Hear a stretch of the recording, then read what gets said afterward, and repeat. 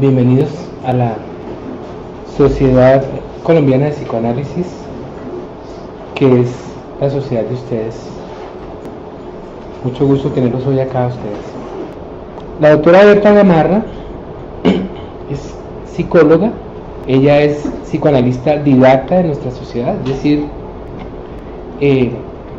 forma candidatos y además es docente del Instituto de Psicoanálisis. Trabaja en estos temas y recientemente acaba de escribir un libro que se llama El sujeto creado. Es una antología sobre la creación del self, precisamente, y la intersubjetividad en la obra de Winnicott. Es un libro muy lindo. En el congreso de Winnicott que acabó de pasar en Lima, lo acabó de lanzar el doctor Francisco Ruiz, psiquiatra, psicoanalista de la sociedad. Bueno, buenos días a todos, muchas gracias por estar aquí. Realmente es una experiencia muy positiva y realmente muy placentera para mí poder tratar estos temas con ustedes. Son temas muy importantes que yo creo que suelen ser dejados de lado y no se suele dar la importancia que tiene realmente estos primeros meses de vida del niño. A mí me ha interesado mucho esto. El resto del título de mi conferencia, que en el bosque de la China, del autismo a la relación con los otros. Es integrar todo esto. Ok. Yo planteo aquí que hay estados primitivos, que la mente, como nos dejó Winnicott, que tiene estados primitivos. Estos estados tempranos, muy tempranos de la mente del bebé, muy tempranos, quiere decir el bebé recién nacido, el bebé en sus primerísimas semanas, primera semana, segunda semana de vida. Estos momentos que la mayoría de las personas consideran que no son importantes. Estos momentos, si se llevan de una manera adecuada a lo que el bebé necesita, ok, se continúa el desarrollo emocional. Pero si se ven perturbados, son el origen de perturbaciones psicóticas y de perturbaciones autistas. Yo creo que todas arrancan como en el mismo punto y dependiendo de cómo van evolucionando el niño, incluso muchos niños que fueron autistas muy pequeños, después hacen un trastorno psicótico grave. Entonces la matriz es la misma. Entonces planteo que son estos estados primitivos que cuando no se desarrollan bien producen detenciones en el crecimiento emocional, que este es un concepto distinto.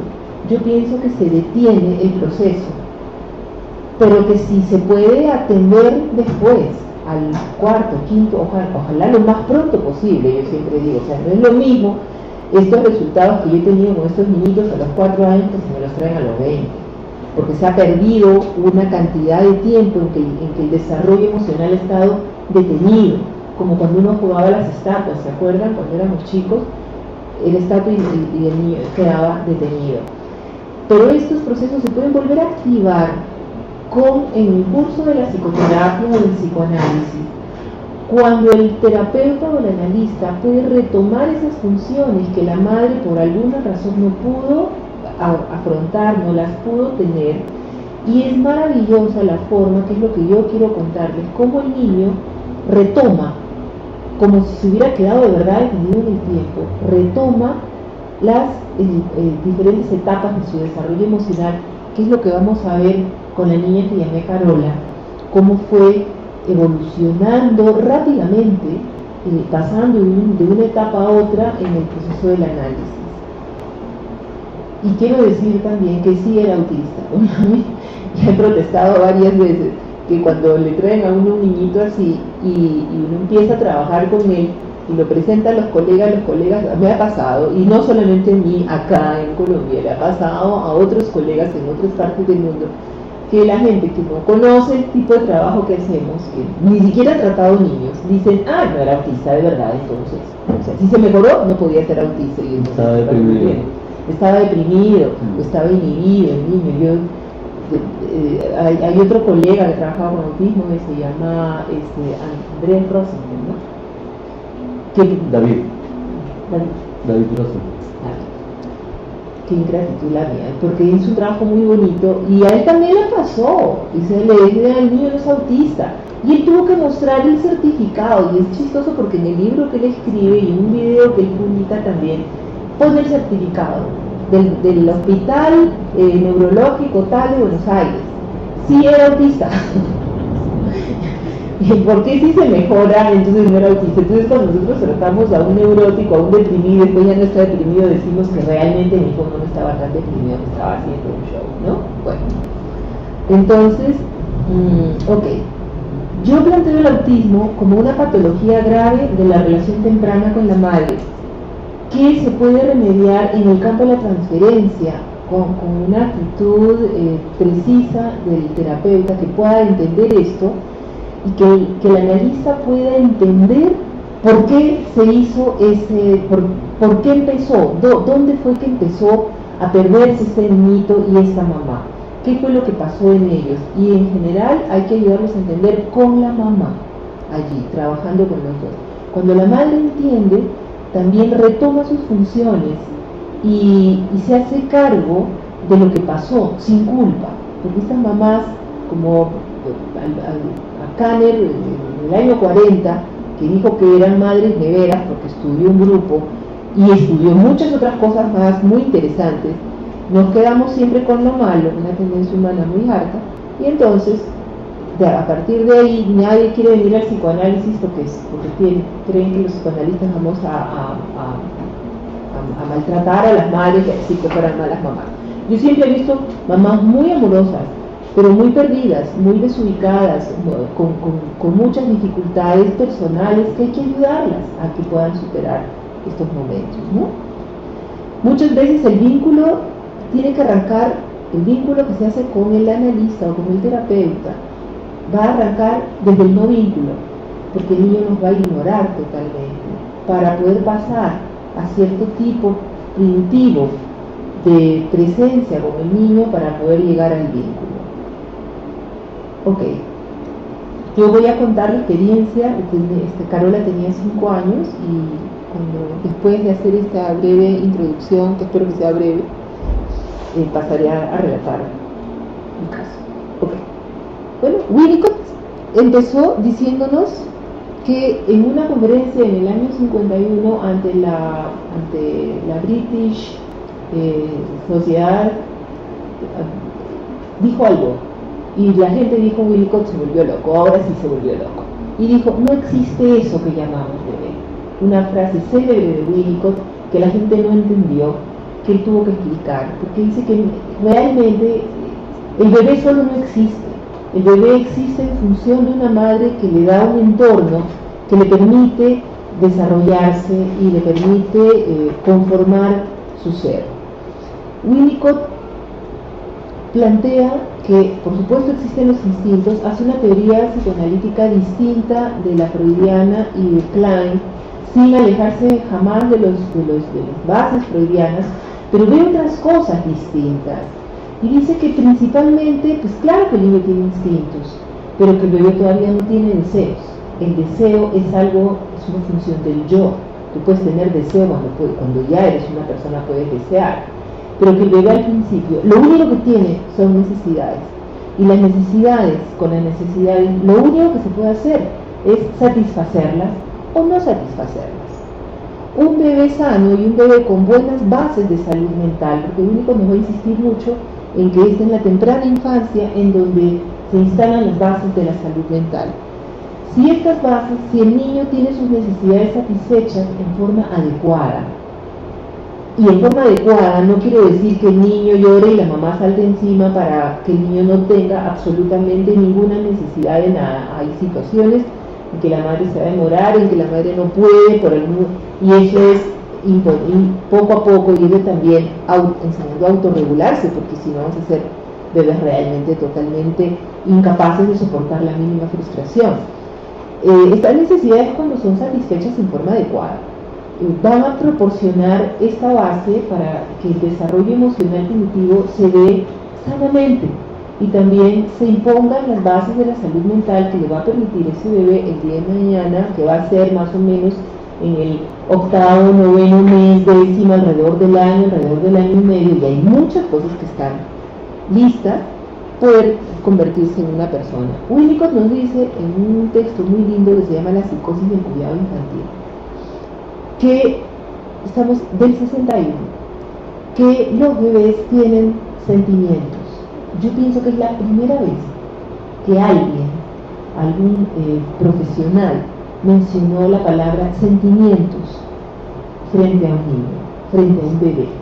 Y es impresionante la forma en que los adultos de este planeta, cuando vemos un bebé de 2 meses o de 3 meses, se nos ocurra decir que no tienen sentimientos.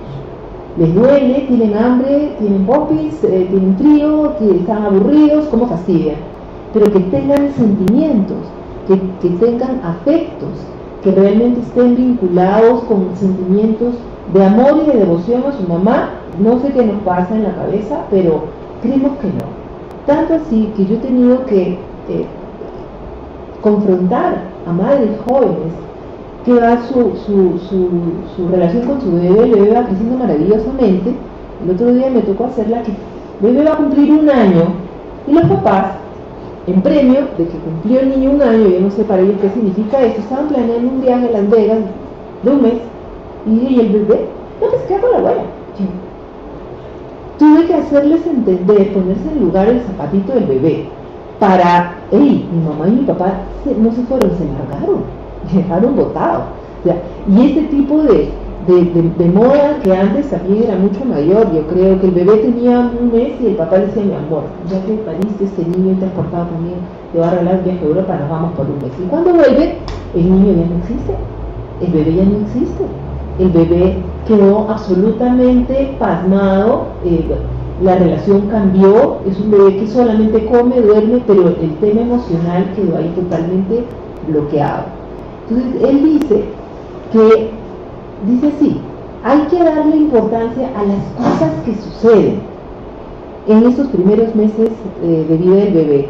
Y estos estados mentales no integrados se tienen que proteger, tienen que ser cuidados, tiene que haber un espacio que Winnicott llamó una provisión ambiental adecuada para que este bebé de 1 mes que está con los nervios, ¿cómo se podrá decir eso? Todavía tampoco la mielinización se ha terminado, lo cual ayuda para que el niño esté en un estado de mucha vulnerabilidad. Y uno ve una mamá sana y adecuada. Cuando uno va a visitar al bebé, primero dice: no voy a recibir visitas hasta que el niño esté. Las primeras 2, 3, 4 semanas no reciben visitas. Y uno va a esa casa y es como silencio, como un ambiente cálido. La mamá se ha encargado de poner como una estufita, hay calorcito, hay una media luz. En cambio, uno va a un supermercado, a un centro comercial, y cada vez más frecuente ver estos papás con un bebecito de 1 mes y el niño una cara de angustia porque hay una cantidad de estímulos visuales, auditivos. Observen eso, hagan esa observación de bebé y uno verá la cara de placidez del bebé bien cuidado, que en este estado de no integración la madre lo está protegiendo, y este bebé en el restaurante, entonces la mamá está ahí en el restaurante feliz de la vida comiendo, y el pobre niñito aquí, y les juro, no tiene mes y medio, y una cara de crispada, de todo alterado. Entonces se van a dar los primeros procesos, que primero es el de integración. Voy a hacer un súper resumen, ¿no? La integración se da ¿desde cuándo? Desde el inicio de la vida. ¿Cuándo? Con la manipulación que hace la mamá, que es lo que Winnicott llamó el handling.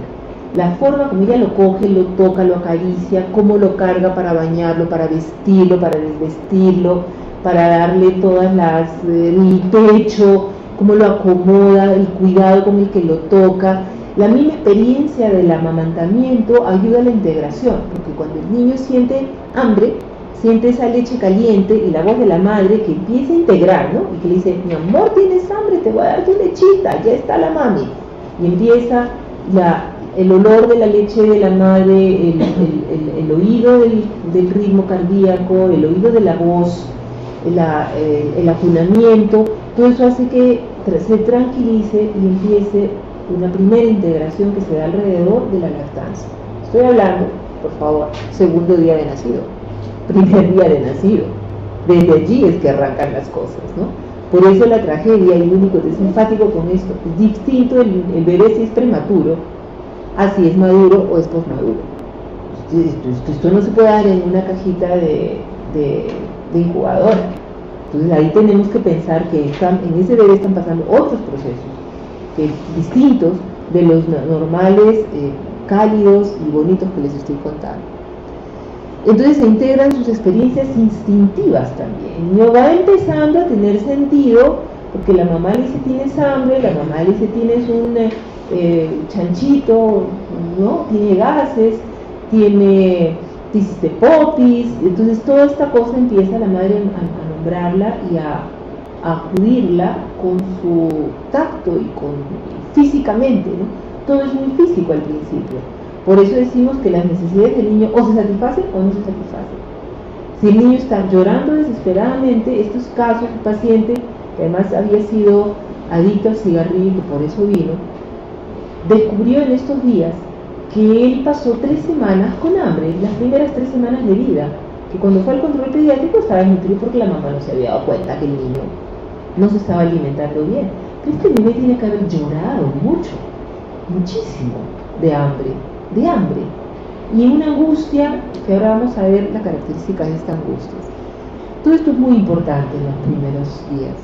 Los últimos 15 años de neurociencias han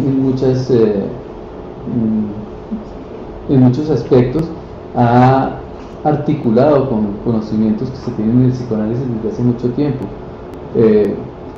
Freud hace toda una teoría del desarrollo mostrando cómo este embrión humano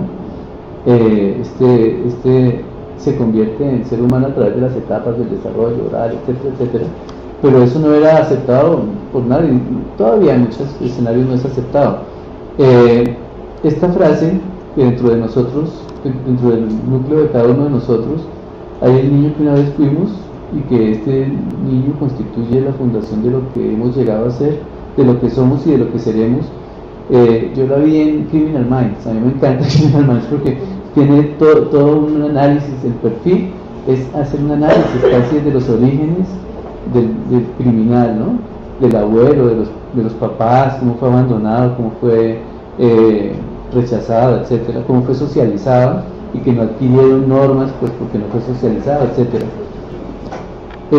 Y pues toda la tecnología actual nos permite ponernos también en contacto más directo, digamos, con lo que nosotros suponíamos en el psicoanálisis, y es que existe una vida emocional desde el útero, ¿no? Eso lo dice Freud desde 1926 cuando habla de la cesura del parto, ¿no?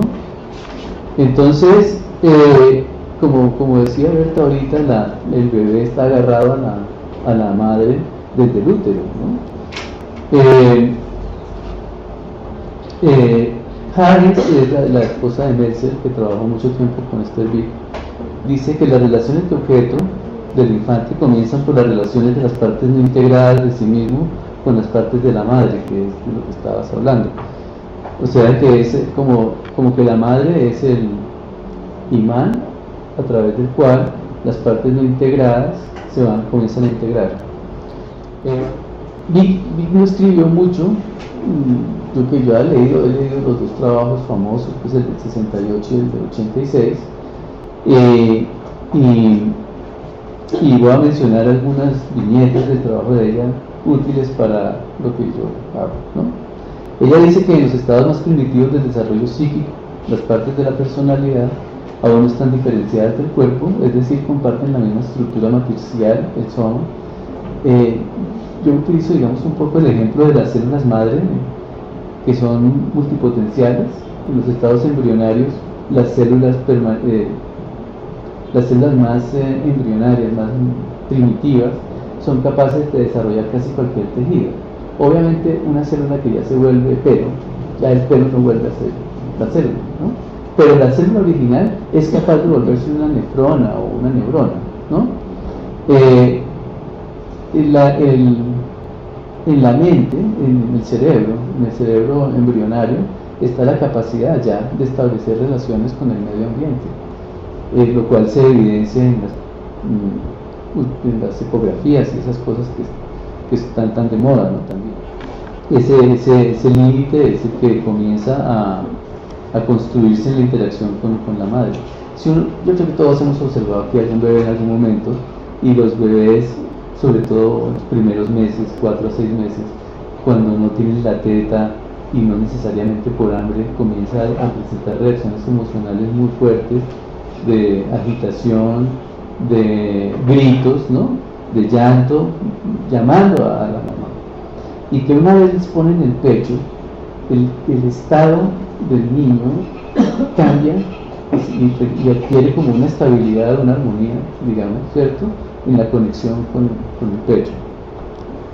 Entonces el objeto externo provee la función de contener las partes integrales de la personalidad. Esta función es internalizada por el bebé, que gradualmente desarrolla la capacidad de mantener integradas las partes que conforman su personalidad. Esta no es la última presentación, lamentablemente, pero porque la había mandado diferente.